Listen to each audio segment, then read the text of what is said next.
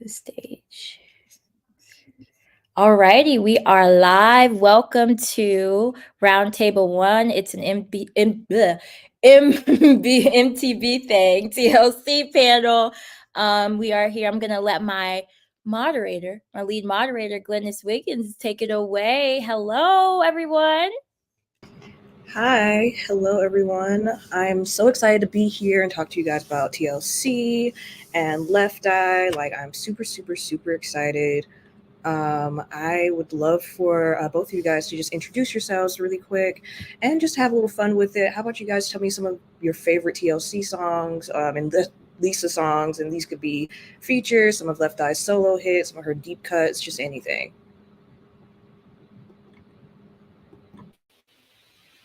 Who's going first? Oh, I didn't know. Oh, I was like, anybody who wants to jump in, you can go for it. Okay, well, I am Angie Thomas. I am an author of several. I'll just say it. I don't like talking about myself like this, but I'm the author of several #1 New York Times bestselling novels, including The Hate You Give, On the Come Up, Concrete Rose, and Nick Blake and the Remarkables, The Manifest of Prophecy, as well as producer of film adaptations of my work. And I'm a huge TLC fan, specifically a Lisa fan.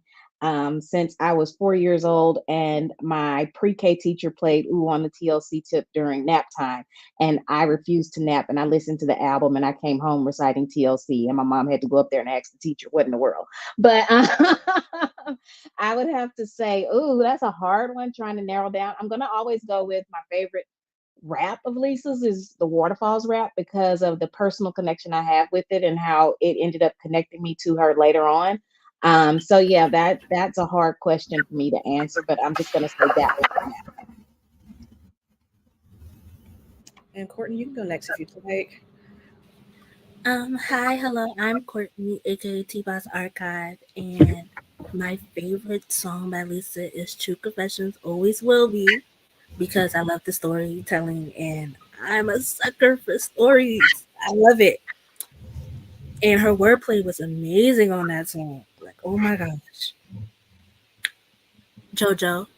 Hi, I'm JoJo, aka TLC Fulfilled on Instagram and Twitter, and my favorite Left Eye song definitely is Life is Like a Park. I just love her lyricism in that song, her flow. I love the meaning behind the song. It's very deep. It goes very deep, and I can relate to it a lot. And yeah, that's my all time favorite Left Eye song. Okay, and I guess I'll introduce myself next since I made all of you guys do so. But my name is Glennis Wiggins. I am a journalist with a beat in culture, music, and social justice issues and marginalized groups.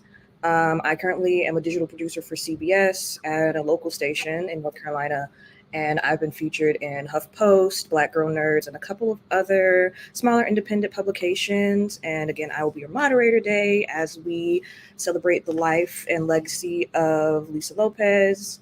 And we all pretty much know just, the journey of TLC and Lisa, and, how her lyrics have advocated for self-expression for women, safe sex, highlighting the AIDS and HIV epidemic, drug abuse, and different things like that. And TLC still being reigned as the greatest girl group of all time. So we're just gonna go ahead and jump on in, and I would just love for us to just talk about Lisa's talents and everything early on, even before TLC.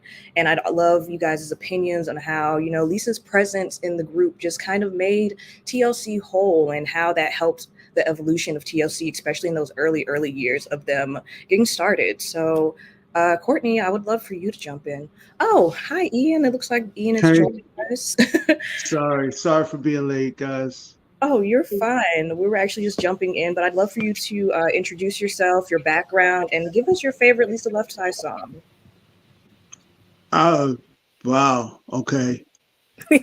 Um, First of all, I'm Ian Burke.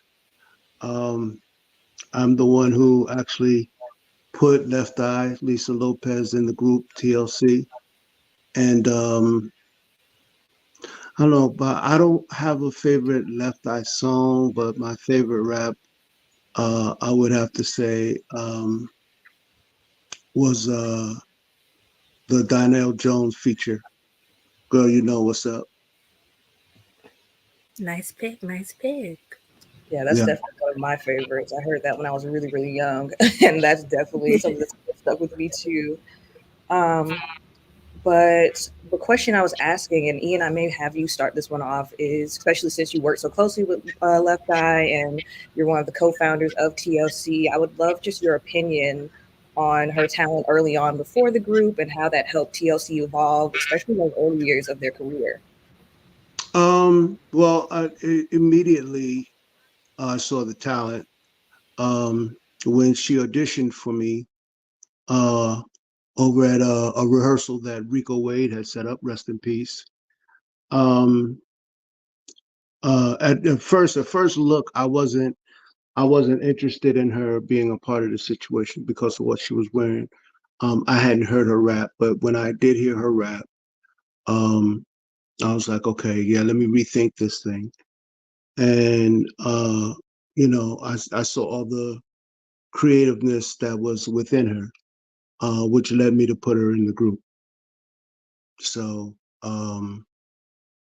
yeah, she and as time went on, I got to see how immensely talented she was in terms of, coming up with ideas for the group, styling for the group, concepts for the group. So yeah, she was an immense talent and you know, a good friend.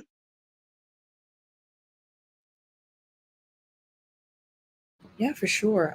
Angie or Courtney, whoever wants to jump in next. I love you guys' opinions too on how you believe Lisa's like early career helped evolve TLC in those early years of their career as well. Lisa Left Eye Lopez, as we all know, she was very she was the visual of TLC, the artistic side of TLC, from designing outfits where her former look, where her member of TLC, from designing outfits with T-Bars and painting, and she was very creative. She had a vision that not a lot, you don't see that talent everywhere. It's very rare. And I think that really helped TLC in the long run because their what their style was bigger than their music, as they would say. And hmm, oh, her flow. Although she said that she had a hard time finding her flow in the beginning of her career. When she did find it, she stuck out like a sore thumb because didn't nobody sound like Lisa. Her voice was very unique, very powerful. She was talking about stuff. She was talking about stuff that people at the time wasn't even talking about. So that's what I think it helped TLC. Yeah, for sure, for sure. The creativity, like whenever I think of Lisa, I think of creativity, and it's so many different ways beyond just musically, artistically, fashion wise, all of those things. And she brought all of that to the table. And I don't think the hip hop community gives her enough credit for that.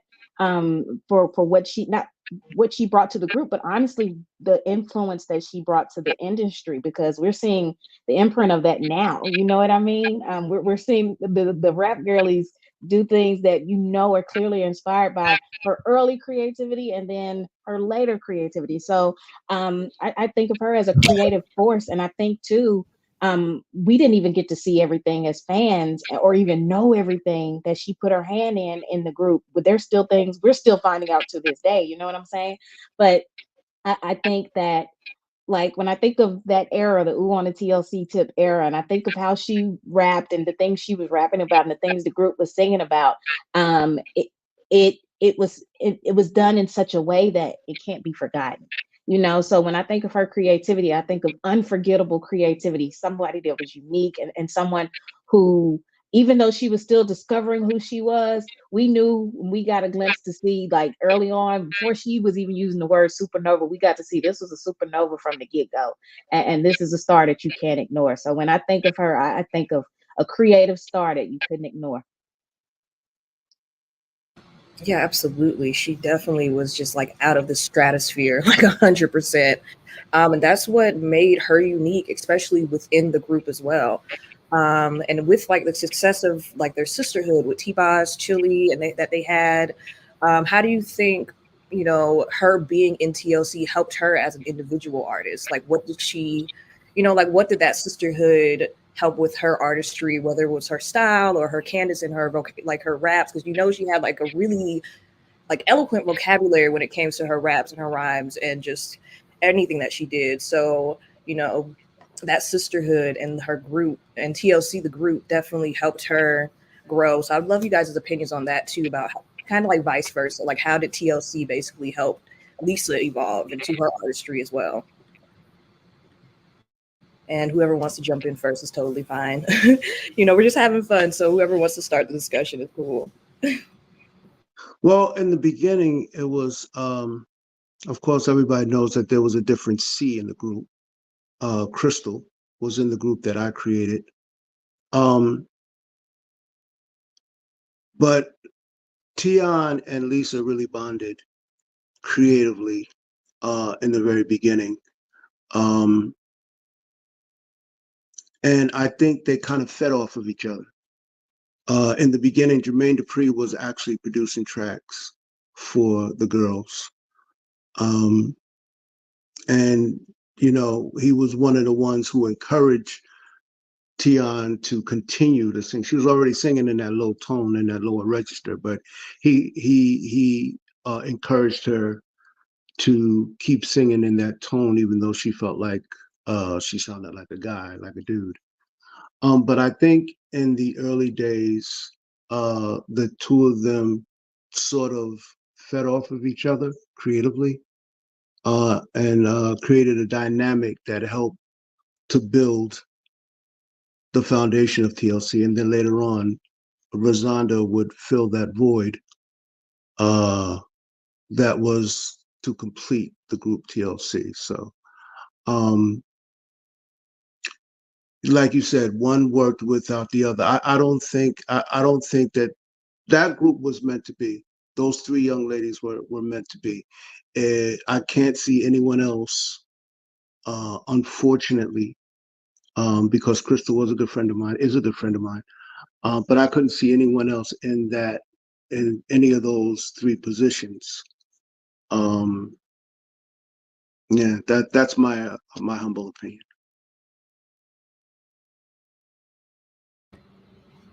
No, that's beautiful. And I love that you basically, talked about those early years and, just talked about how Lisa and T-Boz specifically just had that really early connection and bounced like their creativity off of that.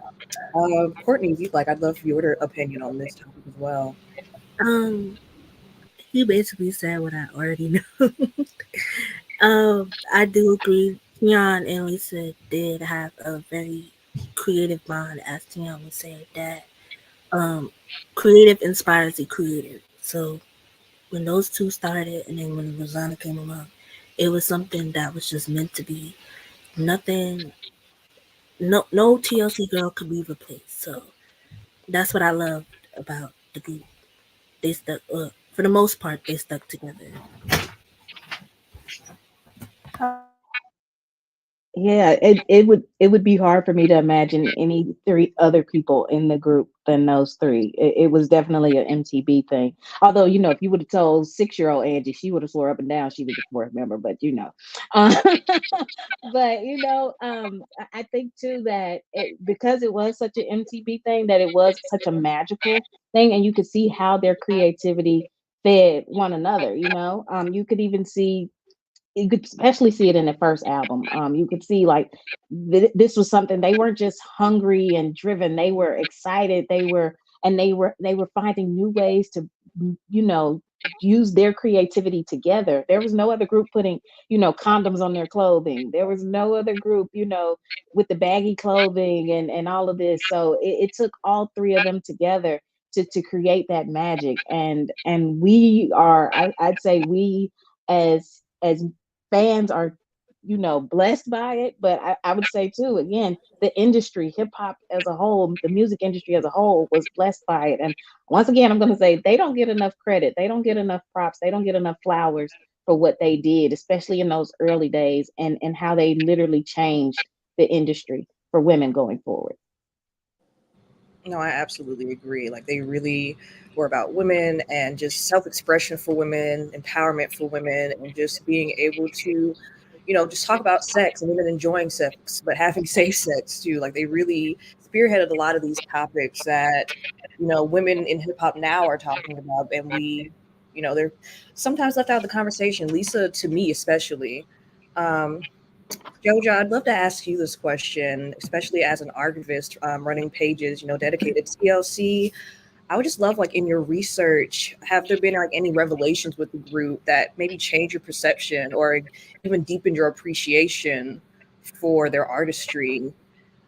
Or, Of course, just TLC and its in a whole is just so iconic. But something that really stood out to me a lot was just no matter how much the stuff that they went through, they still remained as one and still remained as a group and still did what they had to do and serve their purpose in the music industry, and that's what I really love and admired about them a lot. Stuff that I did, like, during research and stuff, is just their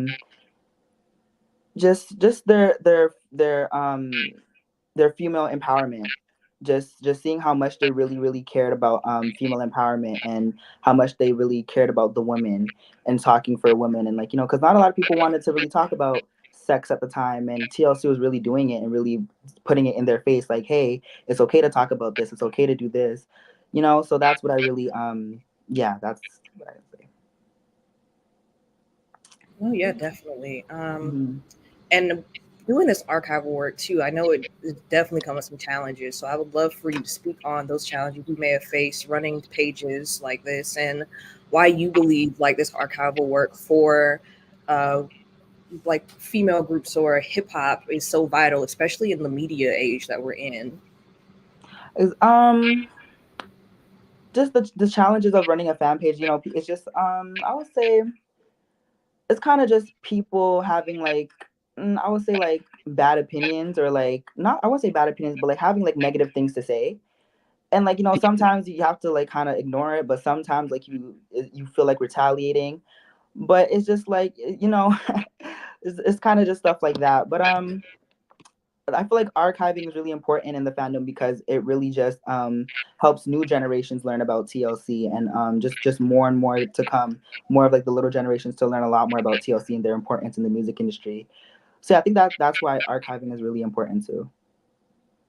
Yeah, I definitely agree. And we're also in just a weird media age too, where it's really hard to gather that kind of information, especially from the past when it comes to like groups or hip hop. You see it every day. MTV is getting shut down, or BuzzFeed is getting shut down. So it is really pivotal to be able to continue to tell these stories from that perspective, with like that truth and everything behind it. So it's really Right. good work that you do, and we definitely appreciate it. Yes, of course. Yeah. Angie, I'd love for you to talk about Lisa and your perspective, because I know you've talked multiple times about how Lisa has, inspired you. You've actually talked to her. She literally saved your life, and you were a young MC yourself. So I'd love for you to just touch on that a little bit, and I'd love to hear more about her influence as an MC and how that stepped into your writing style as an author. Yeah, for sure. Now, the funny thing is that it's funny that you're on here, Ian, because I think we did a panel a couple of years ago. We were on the same virtual panel, and I didn't get a chance to tell you this, but years ago, when I was a teenager, from ages 13, I want to say, till 17, I was trying to be a rapper. I made demos. I was in a couple of magazines, blah, blah, blah. And I was a huge Lisa fan. I was always on the Inetics board and all of that. And I remember when you and Lisa announced that y'all were doing a record company together, Wish Records. And I had my mom trying to figure out how to get my demo to y'all, like everything. I kid you not. Like I was looking, trying to figure it out.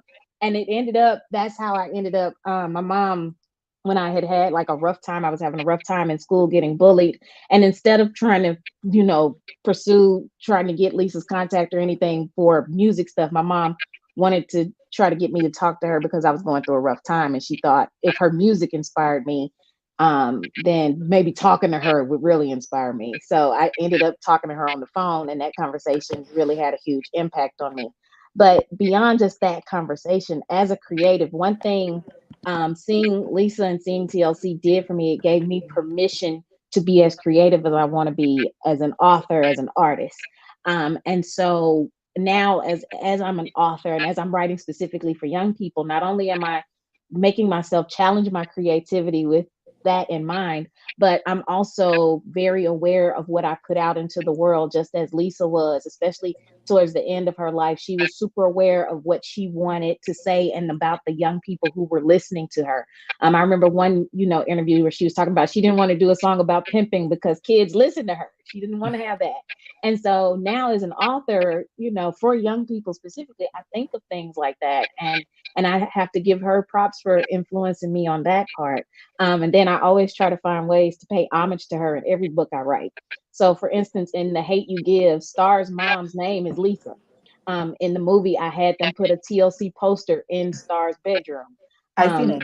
Yeah, and on the come up, the main character Bree wants to be a rapper, and if you read some of her raps and stuff and see her style, it's very much reminiscent of early TLC, early Lisa. And then like Nick Blake, my newest book, which is for younger kids, the main character's name is Nicole, which is Lisa's middle name, and her birthday is May 27th. So I'm always finding ways to pay homage to her because I'm so grateful for the influence she's had on me. And it's funny because I now have kids who will come up to me at events and they want to talk to me about her. And these are kids who were born in the last 10 years, I did an event in Atlanta and Raindrop came and I got to finally meet her. And, we met backstage and then we went out and I'm on stage, and during the Q&A, this little cute 10-year-old girl came up to the mic and she was like, "Can you tell your Left Eye story?" And it brought Raindrop to tears because she's like, wow, you have this little kid who was not around during TLC's time who wants to know more about my sister. So I'm going to always find ways to pay homage to her and in some little way and in some big way. So I feel like that's the least I can do for the impact she had on me. That was beautiful, like absolutely. And I've read your books too, so I've caught some of those little nuances here and there, and just heard your story. So I think it's beautiful that even just you as an author, I know you love hip hop, so even just you as an author, still putting those tidbits in, and even inspiring the young generation. Like Jojo, you had said earlier with like your fan page, and Courtney with your fan page as well. Like it's really important to just keep legacy alive. So that that's what we do, and I love that. Well, as you guys know, this past February, Fan Mail celebrated its 25th anniversary. That's crazy, right? Like, absolutely insane. Fan Mail was a warm tribute to fans who had sent fan mail to TLC during the hiatus, and that was an idea that was sparked by Lisa. And this upcoming November, Crazy Sexy Cool will be celebrating its 30th anniversary, which is also kind of crazy. And it was both of those albums were really successful. They on the Billboard charts, like they had #1 singles. And, there was a lot of trouble when it came to recording Crazy Sexy Cool, especially with, Lisa being in court-ordered rehab and indicted with arson. So I would love for you guys to just talk about, or your thoughts, especially on Left Eye taking on the Crazy title, especially with perceptions that revolved around her at this time, especially after the aftermath of everything that happened with her being indicted on the arson charge. And Courtney, I'd love for you to jump in and start that discussion. On the arson trial, I feel like people took it out of proportion. Not only did I not feel like she was crazy, I feel like although people were calling her crazy, she flipped it and was like, okay, well, y'all call me crazy, I'm gonna be that. But she wasn't crazy in a way like, oh my gosh, cuckoo. She was crazy creative. And she took it like a G, because she She handled it so well, although it may seem like she handled it so well, she went through some things that us publicly didn't know. And I feel like that time period for her, I guess she changed the way she looked at things. And she changed the way she reacted to things. I can't think of the phrase, but she made a better situation out of a bad situation. And I feel like the public really did a little too much. That's my take on the situation. Definitely. I would love Ian if you'd love to just jump in on this discussion as well. I guess just how how this perception revolved around her and everything. Well, first of all, I have to ask, Courtney, is it? How old are you? I'm I'm 19. Oh my goodness. So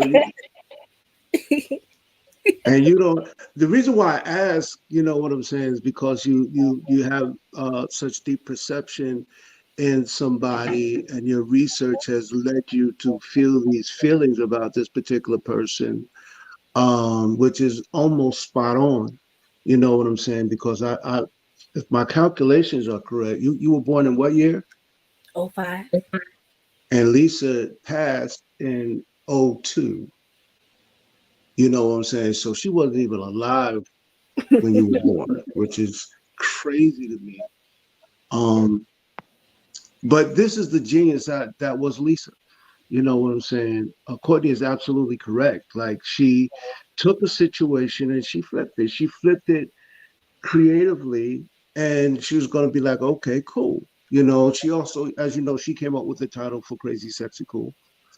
Um, and it's something that still sticks and stands strong to this very day. That very phrase, because you hear it all the time. People describing themselves as crazy, sexy, cool, or whatever. You know, but she flipped it and she made it work for herself. You know, she had to take people's public opinion of her personal life, not even in the business, in her personal life, because Lisa wasn't involved in drugs or anything like that. She drank a little bit. She did drink, but she wasn't overbearing with it. And um, she made it work not only for her, but for the group as well. You know, they benefited from her pain. You know what I'm saying? Because if the Vibe magazine didn't come out with that fireman issue with the fire, and everybody on here knows, everybody that's done their research, they didn't just shoot a couple with fire and firemen's clothes. They were police officers. They did several different covers for the Vibe magazine. But Vibe chose to use the fireman as the cover, and it was, you know, it was a stroke of genius, but it was still capitalizing off of Lisa's pain. But like Courtney said again, she took it like a G, and she was like, you know, this is what it is. This is what it takes. Let's go. And, you know, that album has surpassed a lot of female groups' albums, you know, 15, 16 million globally. You know what I'm saying? So, you know, this is, again, this is the genius that was Lisa. Yeah. Yeah, no, for sure. And while we're on the topic too, Lisa had talked about the violence that she experienced with her relationship with Andre Rison. And, back then they kind of didn't really talk about that, and they even kind of flipped the script to where it made her seem like she was for lack of a better word, like the aggressor in this situation. And we are in like a different kind of hip hop age where people and women especially are talking about, violence or misogyny or that kind of thing that they're experiencing today. And I would just love to know you guys' opinions. Like, had this happened at a different time, especially maybe right now where we're in like this post Me Too era, how do you guys think the world would have perceived Lisa as opposed to how they perceived her back then.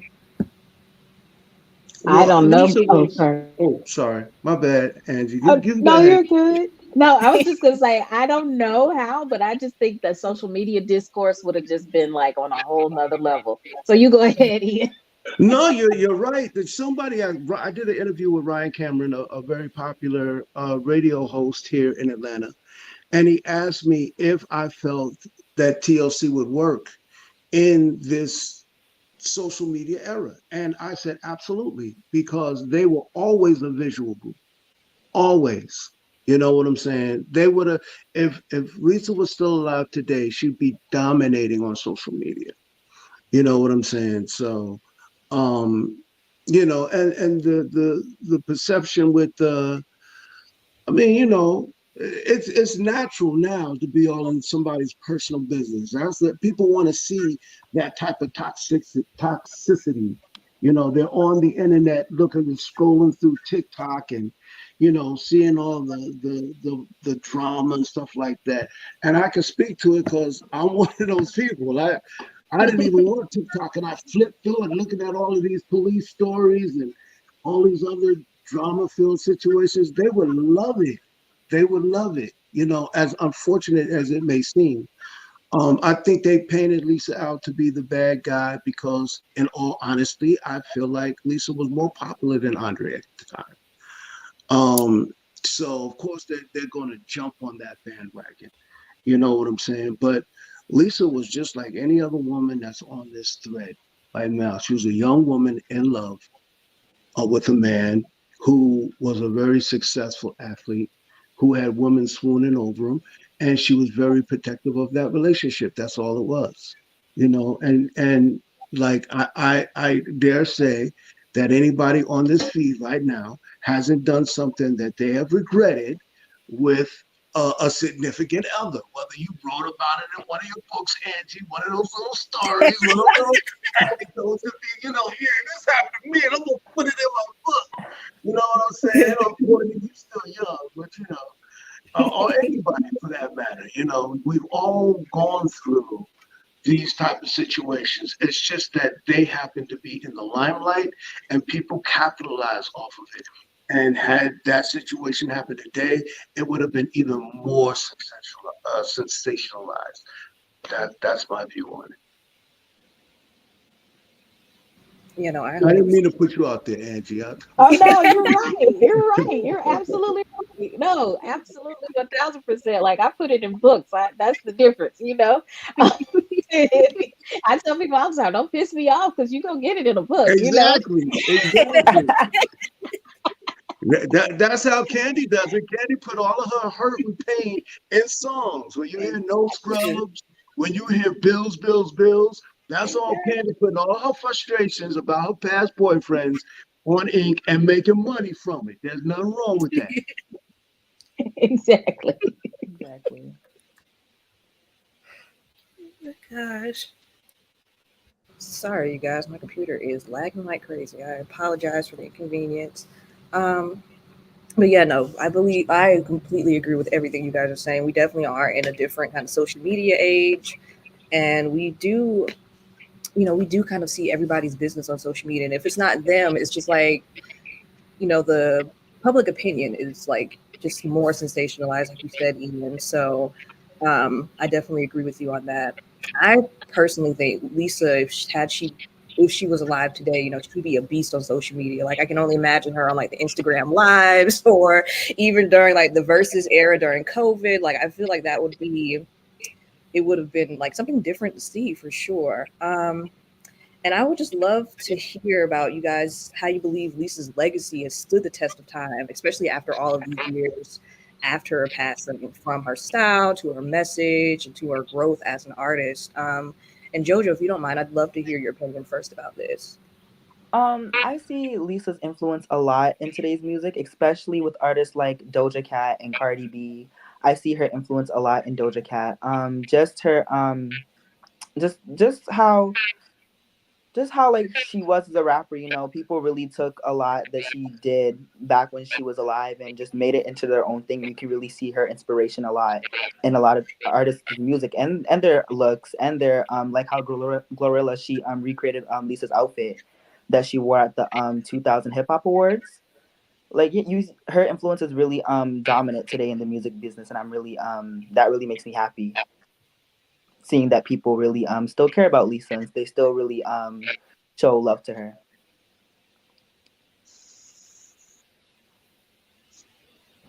Courtney, I'd love your opinion too, especially since you also run like archive pages and everything like that, and you know you're on social media. So I'd love your thoughts on this topic Um, as well. I see a lot of Left Eye influence, especially some fans.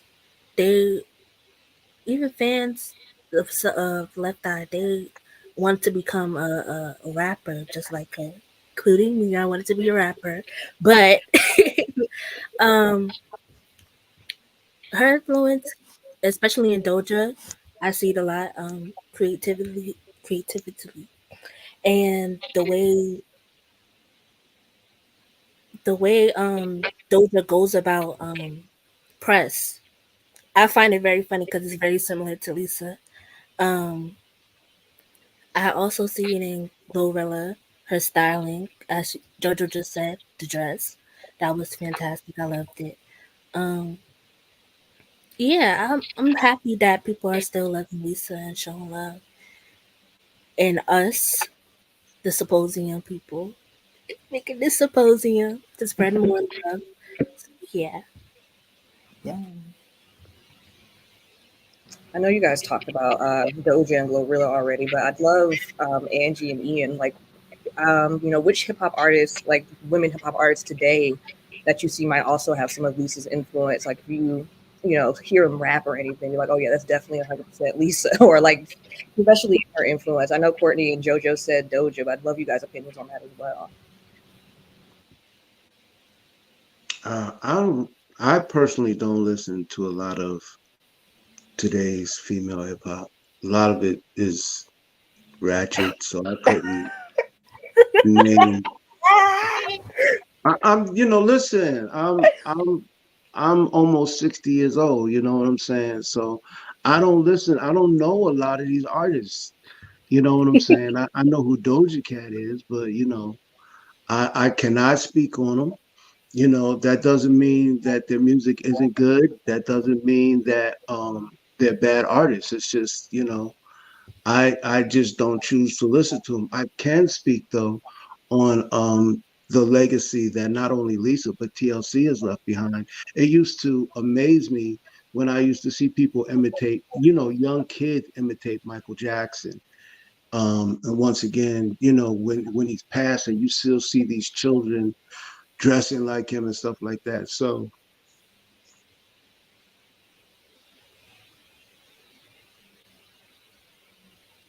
when I see people do that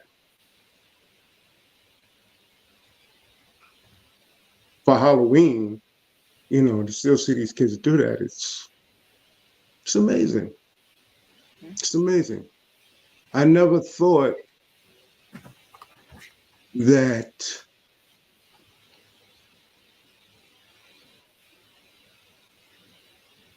Angie, you know how your book touches people.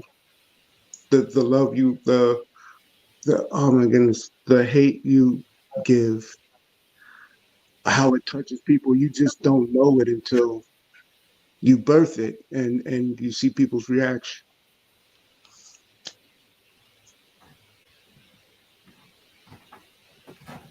Yeah, that book is amazing. I have it. It's right over Oh, there. thank you. Thank That book, you. I read it all the time. I love that, and I love the movie. That was the first Thank book I you. bought at the book fair. Yeah, Wow. same. That's the first book I bought. I'm Thank not you. lie, Well, I'm a fan too, Angie. I'm not even gonna lie to you. thank See, you. so Oh, you no, don't that's even know. You don't even know. uh, Like you're touching people that you just don't know, and to have helped birth this particular situation is so very important. That's why I do these things. And Ian, you know, we have you too, because you know, you saw right. Lisa's light Yeah. and her artistry very, very early on, way before, you know, being, you know, founding TLC. So, it was, your ear and your artistry that helped us even have a conversation when it comes to Left Eye. So I definitely understand like your sentiments and just, being thankful. You helped pave the way for like girl groups and musical legacy and hip hop. And, I just want to thank you as well for just, you know, being such a pivotal person within the music industry. Like, you are legendary. You are Yes. absolutely legendary, and you deserve your flowers, just like Lisa deserves her flowers, and all of us, who do this work to keep this legacy alive, So thank you, sir. Yes, My pleasure. I wanted to say that too. Like, thank you. You don't get your flowers enough. We wouldn't be sitting here having this if it weren't for you not only having the vision, but moving on the vision. A lot of times people get ideas and they don't do anything with it. And with your idea, you changed so many lives. So we're all grateful for it. So thank you. Thank you. And if you ever get to talk to Crystal, tell her thank you too, because I don't think TLC Yes. fans thank her enough. No, And Exactly. with how everything that happened with the movie and everything and all of that, nobody gives her the thanks. So if you ever get to talk to her soon, please tell her this I will stand says thank definitely you. tell her because it was for her. If it wasn't for Crystal, there'd be no TLC. I built the group around Crystal, so she's definitely a very very pivotal part of the heart of TLC. Exactly. So I thank all of you guys on here. thank you. And y'all about to make me start getting misty, and I'm the one that's moderating this. Okay. um, Well, as you guys know, Supernova celebrated its 23rd anniversary yesterday. Yes. I would just love y'all's opinion on, had Supernova been given like the fair chance with its release in the US, how do you think it would have like skyrocketed Lisa's, legacy? Like she already has a very fulfilling legacy as it is, but like had Supernova come out and her other project come out too, how do you think that would have like, how do you think that would have put her to me, I believe it would put her in a different stratosphere and she'd be talked about a lot more, but I would love you guys' opinions on that as well. Um, for me personally, I feel like if Supernova and the label was not playing with her, um, I feel like she would have been in her own boat. She would have been very different from what was coming out at the time. She would have been very ahead of her time. And I feel like it would have been the impact of what Waterfalls might have been to kids nowadays. Because I feel like kids, the new generation now are very open minded to things, very emotionally intelligent. The new generation. So I felt like they would have loved the album. It would have had a major impact. Definitely. Now, Definitely. people don't know what she had in store. That's the thing that bothers me the most about it. Now, I'm going to speak honestly. Um, Supernova, for me, in my opinion, was like Andre 3000's Flute album. It was a very personal album for her. Um, but a lot of people don't know, like, we were going to LA and meeting with Stan Lee of Marvel Comics, building a whole comic series about her, eventually leading into a cartoon. A lot of people don't know what we were doing to prepare for the release of Supernova, and a lot of people won't know that. So it didn't get the props that it got because a lot of people felt that it was a personal album and it wasn't a commercial album. And I think that that's you know where everything stopped, and they decided, well, let's just release it overseas and see what it does. So, but there was a lot that was going to go into that project, and unfortunately, it didn't happen. But yeah, I think that it would have been a little different if we were able to do some of the things that we were planning on doing for the release of the album. Mhm. It's funny you said y'all were going to meet with Stan Lee and there was going to be a comic. Y'all can't see my shirt good. But I got Gosh. That's that's what I'm cute. sitting here wearing, like a TLC comic T-shirt, like, and she's That's in so the middle. cute. I've seen that So online. That is so cute.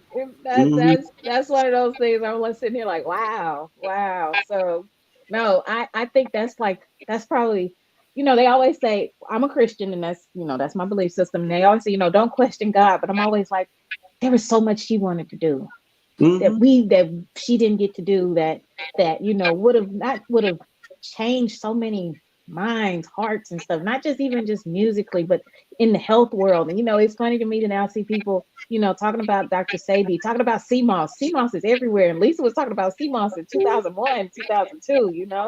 So there was so much she had left to do. And I think and that's one of those things where I'm just like, we all missed out on a lot. And now to sit here and hear something else, that she was working on, that she was planning to do, I think that is just, that's one of the biggest crimes, that we just didn't.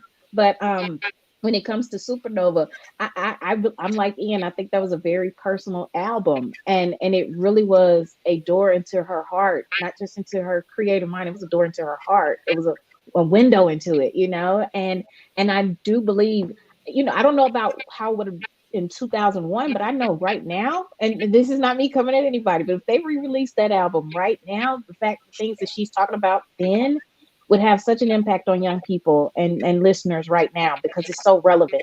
We're having these conversations right now about grief and the process of grief and all of these things. What A New Right. Star is Born would do for people who are going through that, and we're having these conversations. So I feel I, I, I, I feel as if too we missed out even on a second Lisa solo album, and a third one. Who knows what she would have done by the fourth one? You know what I mean? So it's but what it does for me is, and I hope it does for you all and everybody watching, I hope that it reminds us that, hey, just like she had that drive and she was going out doing these things and trying to make her visions and dreams come true, whatever vision you have, whatever dream it is that you have inside of you, go make it happen. We gotta go make it happen, because that's what we're here for. We're here to see those things and manifest them and make them come to be. And so that's what she was doing. And I think one of the best ways we can continue her legacy is to walk forth on that same path. Yep. Yep. Mm-hmm.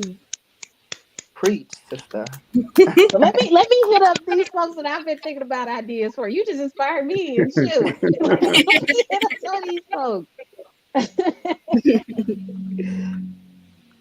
No, absolutely. It's insane because I'm a nerd in every aspect. I'm not even gonna lie to y'all. So hearing the thought of like having like a Lisa comic or them working with Stan Lee, I appreciate the information, but I'm like seething on the inside. Y'all can't see it. I'm being, but that's absolutely just amazing to hear. And I believe, because we are in a different hip hop era, or just different music era period, where we are seeing more artists being more vulnerable in their works.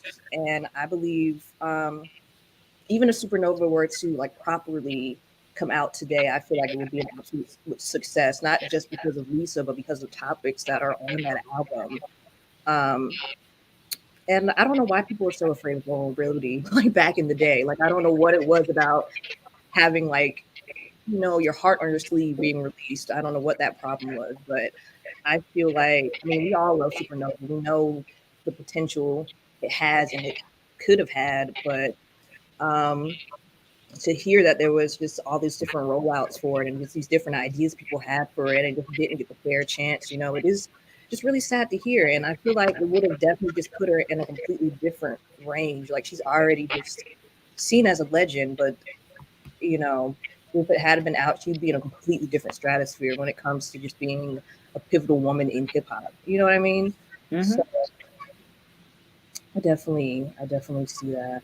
I would love, because I see our chat is popping off right now. I would love to see if anybody in the chat has questions for our panelists. Any questions for all of the amazing people that we have up here. And I appreciate getting the opportunity to talk to you guys. This was really fun. Yes. So I love our panelists, or not panelists, but if our people in the chat have any questions for you guys, I'll give y'all a minute or two to get to typing.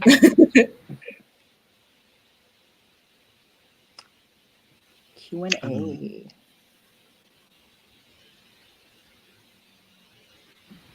We have a lot of really good comments too. I don't know if you guys been looking through them and everything.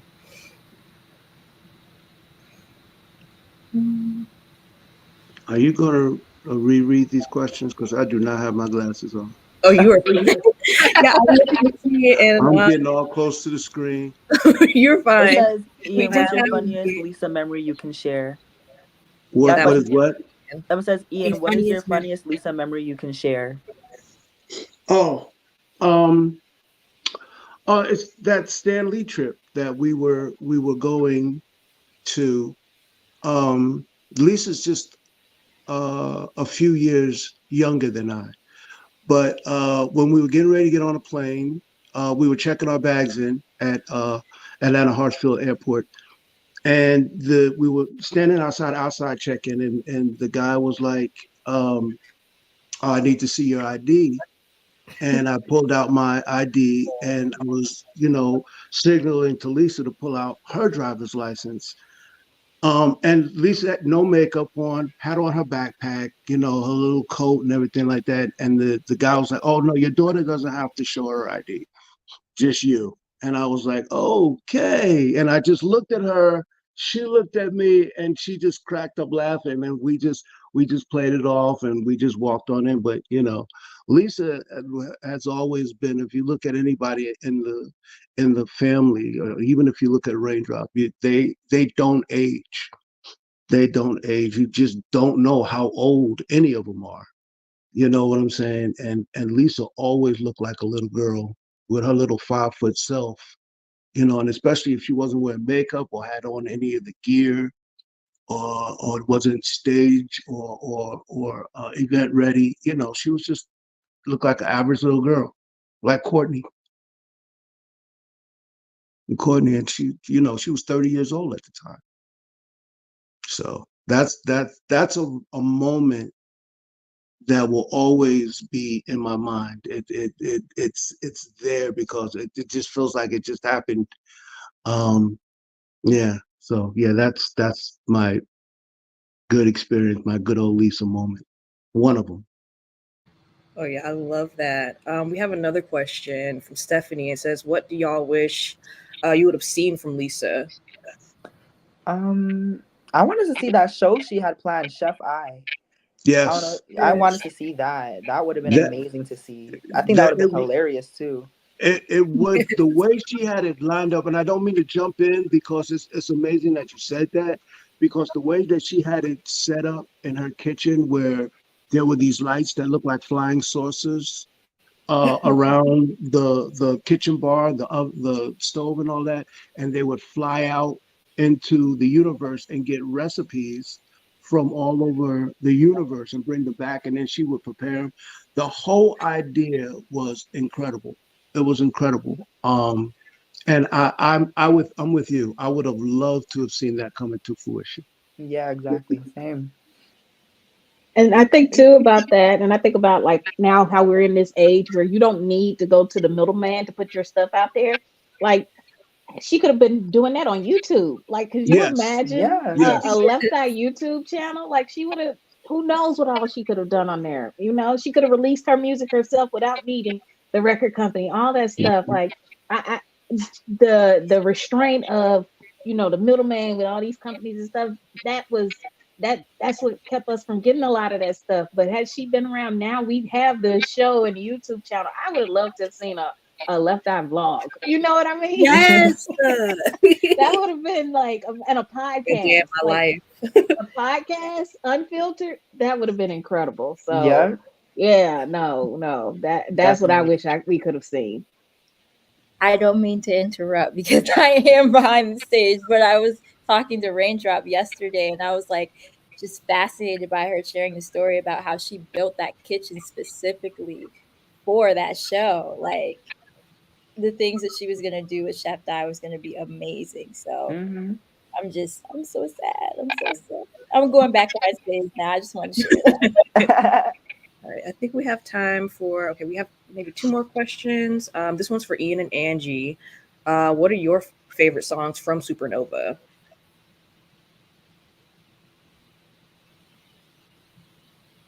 Angie, you wanna? I was saying that's a good question. Ooh, let's see. Let Me Live. I think that's my favorite. And then just for like when I'm in traffic and like people are getting on my nerves, I put on Hot. I don't know. It kind of pumps me up. I don't know. I probably need to dial back on that. It's either I put on her song Hot or I put on Pac's Ambitions as a Rider. I need to chill out on that. Let's see. I absolutely do love A New Star Is Born. I listened to that a lot after my grandmother passed. So that one, and I do love the Universal Quest because of the questions she asked, because they're questions we all ask. So yeah, I could probably go on and on, but those are like my top ones right there. Okay, I'm gonna be honest. I could never bring myself to listen to Supernova. I couldn't. I could never. I could never listen to it. You know. I'll just leave it at that. World Party or Dance Party.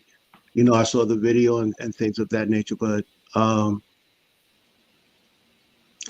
most folks didn't understand. Like we were very close. We were extremely close.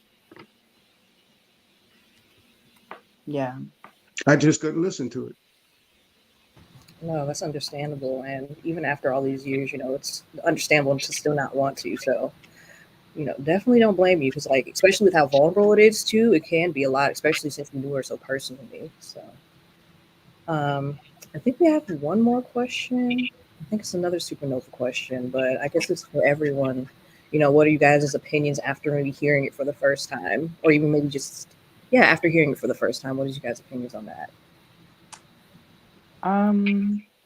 I was just completely mesmerized. I was just like, wow. Like every single song that you listen to on the album, it really just touches you in the deepest part of your soul. Like it really just gets to you. Her lyricism and just how everything just went behind the album. It was just amazing. It was amazing. And I loved it. I was just completely mesmerized, shocked. I was feeling a lot of emotions when I first listened to it. But yeah, definitely mesmerized.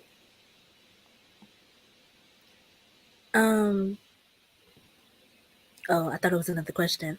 The first time I've listened to it, I personally kept going back because I was like, what did she just say? Did she just say that? Oh my gosh, she's insane. What?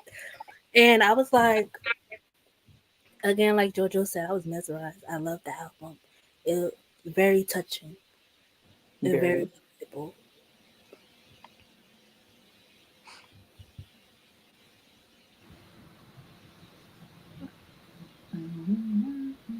Okay. And we have one more question, which we talked about this a little bit, but what are you guys what are you guys' thoughts on iLegacy? On the I love iLegacy? it. I love it. I love it. I love the sound, like the new sound, the new breed of the sound, how it just it was really captivating. I was really like, wow. I just loved the sound. And just the new additions to the songs. It's just really different from Supernova. Just the sound is different from Supernova. And I loved it. I loved it.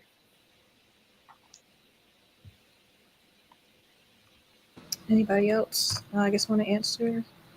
I know we're about to run out of time. Actually, I think we only have about 2. Oh, we're a little over time. Okay. Yeah. Listen, we've just been having a really great conversation, a really great flow. I gave y'all a little bit more time because we joined a little late. Our welcome went a little bit over, so you have like just a few to close out. Okay. Well, I just want to thank all of you guys again for just sitting and talking with us. Oh, okay. We can answer maybe one more question. This is from the Symposium. What's you guys' favorite TLC album? 3D. 3D. Y'all And now you know it. And now, 3D. and now I feel like ready. They were ready. Look, and now I feel like Lisa in that interview. That interview during the fan mail era where they're asking what the favorite album is, and T-Boz and Chili like, it's this one, fan mail, and she was like, my favorite is Crazy Sexy Cool. That's mine. That's mine. I knew it was coming because the way she looked at her before. The way they was looking at her. Yeah, no, but they knew it. They knew she was gonna say that. But no, Crazy Sexy Cool is my favorite for sure. What about you, Ian? Crazy, sexy, cool.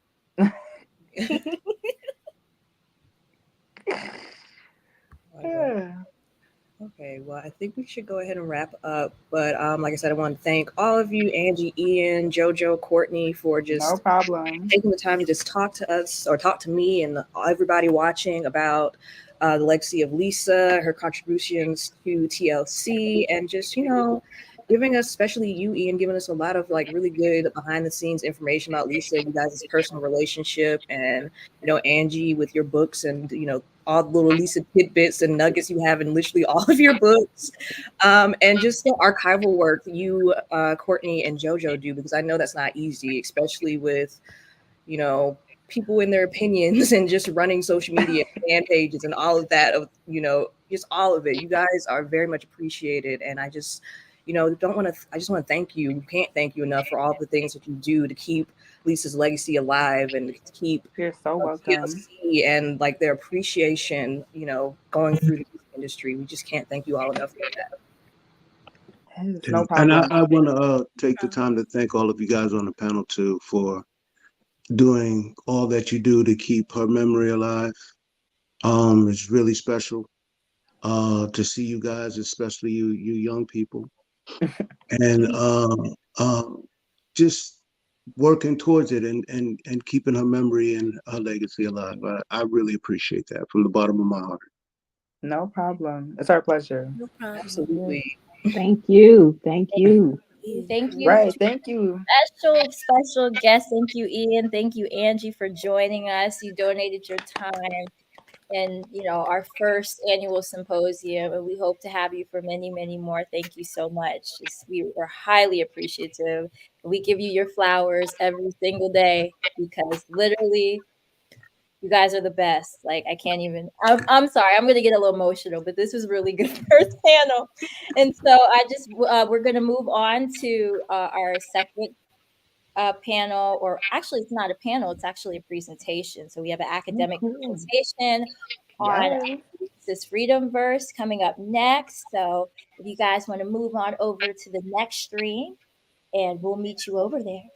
But thank you. Everybody Bye. say thank you to Ian Thank and thank you, you. Joseph, Thank and you, Courtney. Thank Angie. Thank you, you, Ian. Angie. Thank you, Ian. Thank you, Glenn, for being an outstanding moderator. Yes. Appreciate you so much. Thank you all. All righty, we're gonna end this stream. All All right. right. Bye, Bye. y'all. Thank you Bye. guys so much. Bye.